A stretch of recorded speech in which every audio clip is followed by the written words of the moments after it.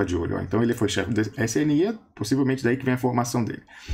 Ex-chefe do SNI avisou que os inimigos do Brasil, nacionais e estrangeiros, iriam explodir o nosso terceiro VLS.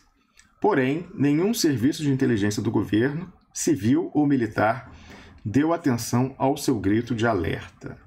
Vamos lá, botar aqui a entrevista. Aquilo é tão... Eu vou bancar o Profeta. Aquilo é tão importante para eles que eu vou dar duas hipóteses. Ou não vão lançar o satélite, vão apresentar qualquer desculpinha, qualquer argumentação técnica, ou vão lançar e ele vai explodir. E como eu tenho 76 anos, eu digo que não há uma terceira hipótese. Porque se lançar e ele funcionar, tudo isso que está aqui podemos jogar na lata do lixo. Por quê? Porque isso foi uma tentativa de internacionalizar e criar uma base americana em solo brasileiro. Esse documento que ele tinha nas mãos ali era a minuta do acordo que foi oferecido ao Fernando Henrique Cardoso, naquela época, nos anos 90, que agora foi celebrado, né, pelo Executivo. Como lembrou o embaixador, isso tem que passar, como é um acordo internacional gravoso ao Estado brasileiro, ele tem que ter aprovação do Parlamento. Então isso ainda vai passar pelo Congresso.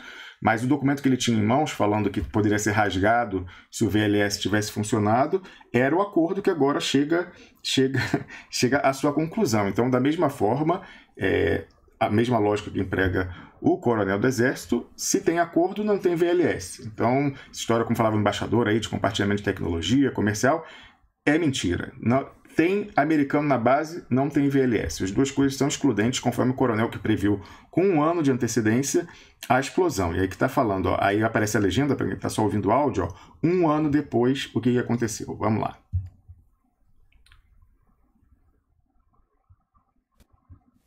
As imagens foram registradas pelo circuito interno de TV da base de lançamento de Alcântara. Cada estágio do terceiro protótipo do veículo lançador de satélites era monitorado por uma câmera, 4 no total, identificadas pelos números que você vê nos 4 campos da tela.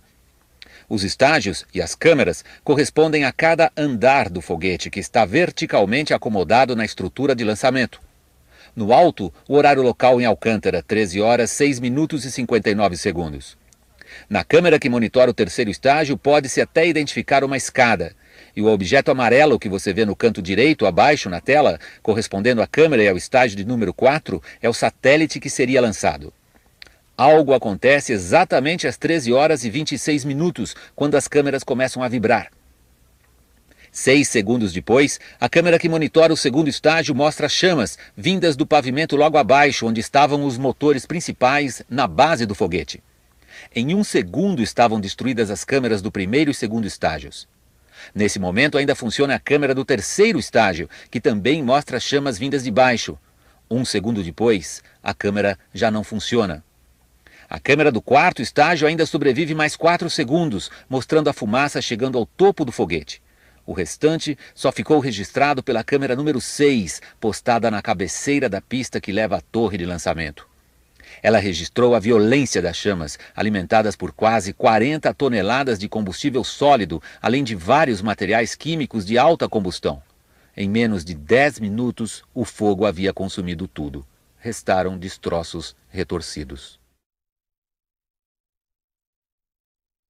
É isso. Com isso concluímos o programa de hoje e mais uma vez eu reforço o pedido para você ajudar a divulgar essa informação e acabar com esse álibi, com esse disfarce que esse pessoal está construindo para si de nacionalistas. Eles são o auge do entreguismo brasileiro, conseguem ser mais entreguistas que Fernando Henrique Cardoso, que lá atrás foi barrado. Voltamos amanhã a partir das 6 da manhã. Até lá.